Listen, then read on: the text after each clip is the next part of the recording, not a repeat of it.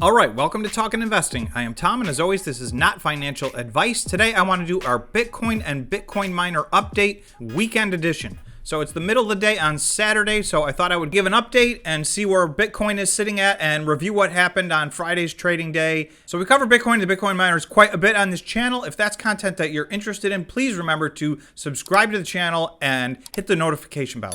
Also, if everybody would do us a big favor and smash the like button, it helps the channel out a lot, and we really appreciate it. Lastly, there is a link in our pinned comment to our Discord. It's a free Discord. We've got over 600 people over there. We have a healthy conversation going on, mostly about the Bitcoin miners and Bitcoin. So feel free to come on over there. We'd love to have you. So before I get rolling, I want to say there's really been a slew of bad news and a very negative vibe surrounding the entire stock market and Bitcoin.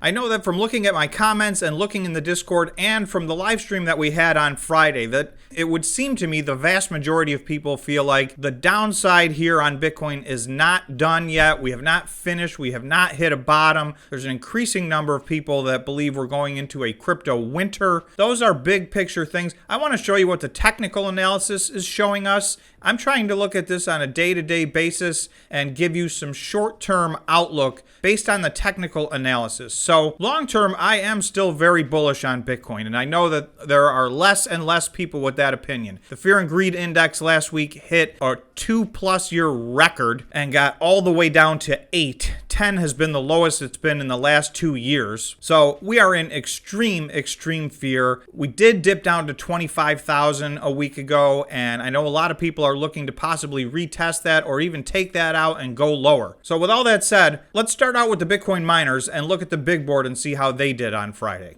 Okay, so you'll see this is mostly red. There's a few exceptions, one big exception, and there always seems to be at least one outlier on this list. It never fails. So Stronghold was up 12.45%. So that was a very green day for them. Now they've taken a big beatdown. If you guys are interested in learning more about Stronghold, I would like to do a Stronghold video. I'm just not sure anybody cares. Let me know, drop me in the comments section below if you would like to see a Stronghold update, because it's in a very interesting situation right now, and it is worth a second look and adding to your watch list, in my opinion. So if you want to deep dive on that, just let me know. So other than that, for the most part, you'll see a few things were a little bit green, and then everything else was red, and there were a lot of things that had a very bad day. And I will tell you, this represents a massive rally in the last half hour of the market on Friday. Everything was actually even much lower than this most of the day. Argo Blockchain was down 9.8%. DigiHost was down over 7%. Gree was down close to 8%. So that seemed to be the standard for the day. Bitfarm and CleanSpark were down 3%.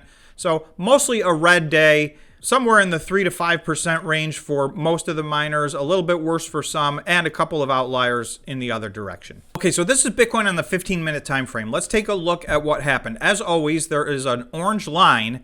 This line is where the equity market closed on Friday. So Bitcoin, at the time the equity market closed on Friday, was at 29,250. So we seem to be stuck in this 29 to 30 range. And really, 28.8 you're going to see is a line of support that has by and large been extremely strong. That line of support goes all the way back to the summer of 2021. That was the low for the year in 2021. We actually took that out this year in 2022 and got down near 25,000. However, when we look at some of the bigger pictures, you're going to see this 28.8 line, for all intents and purposes, has held up, and on the daily time frame, it has held up straight through the entire dip. So since the market closed on Friday, we've been very sideways. We are now at 29,440. Bitcoin's really been in a $200 or $300 range here since the market closed. You can see we have not been back down to retest this line over the rest of the day Friday and all day here on Saturday.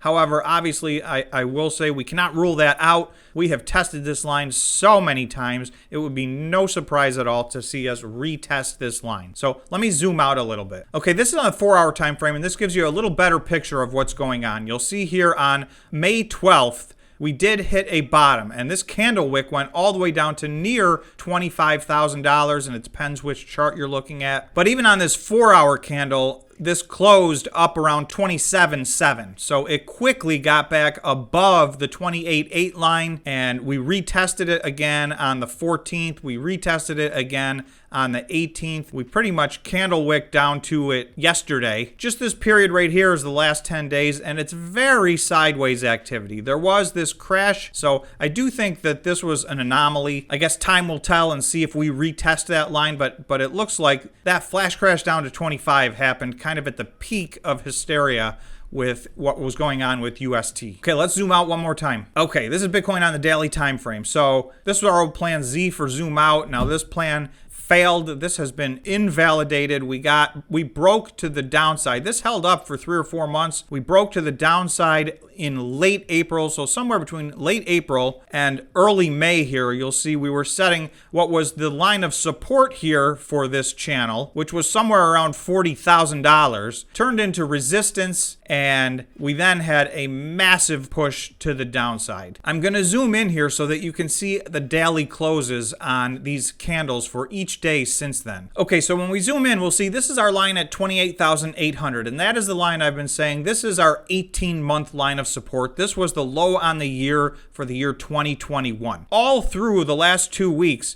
we've tested this line, but it has held up strong. And you'll see today so far, this is another green day. There are some positive indicators, so I want to go through those. So the first two I'm going to talk about, we have been mentioning for the last week, where there's been 2 massive goals that we've had. We want to hold this line at 28.8, and I'm going to say that we did hold that line, and you can see we are above that now. And then the second thing is this light blue line here is the 1,000-day simple moving average, and that has been extreme support for Bitcoin over the last 7 years, really over its lifetime, but particularly over the last 7 years, I think there was only 2 times that Bitcoin went below this. You can see we did candle wick below this, but we didn't close below it on May 12th. There have been 2 other times where it did do that, and when it does break to the downside, it usually sticks pretty close to this line, so it's a very big signal that we're at or near the bottom. We've been easily able to hold this line, and we've been holding this line at 28.8, so those were the first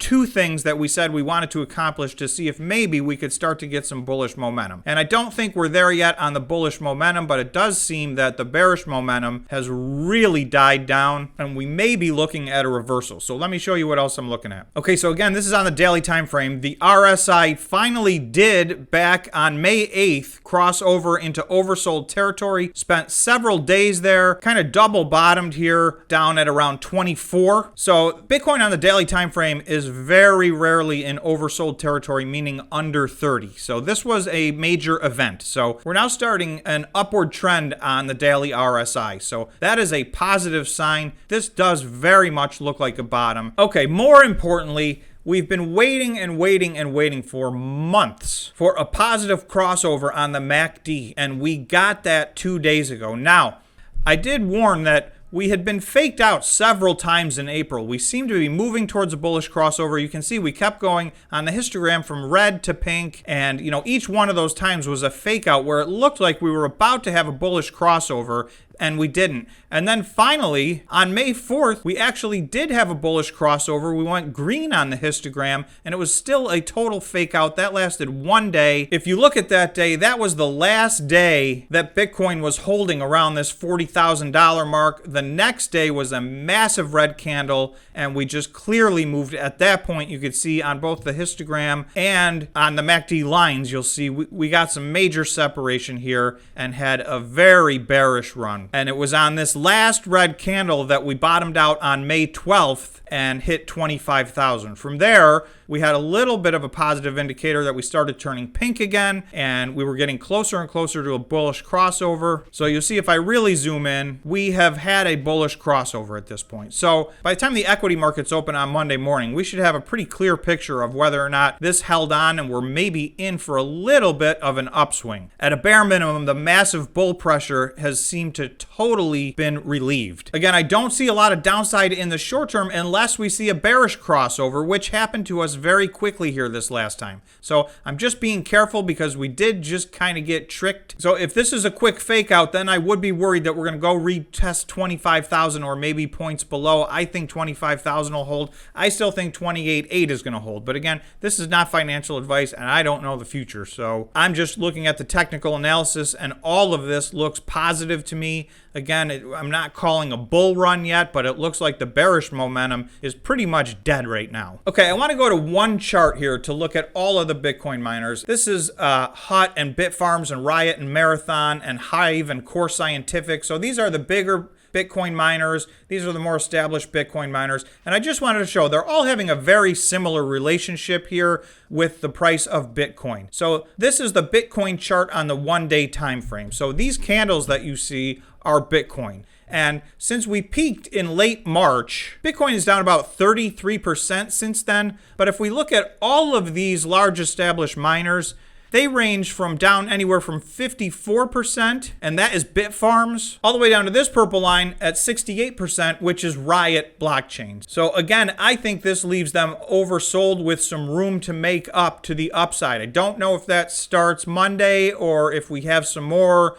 pressure to the downside in the short term, but I do think in the big picture, I continue to remain optimistic that this looks very much like a bottom. We'll leave on the 15-minute chart. Bitcoin's at 29,400, and again, it's the middle of the day, Saturday, so we'll see where the rest of the weekend takes us. Please remember, this is not financial advice. I'm not recommending you buy or sell Bitcoin or any of the Bitcoin miners. I'm just trying to give you an update here in the middle of the weekend as to what the status of things are. So everybody, please enjoy your weekend, and thanks so much for watching. If you made it this far, remember, please subscribe to the channel and please smash the like button. Thanks so much for watching, and we'll see you in the next video.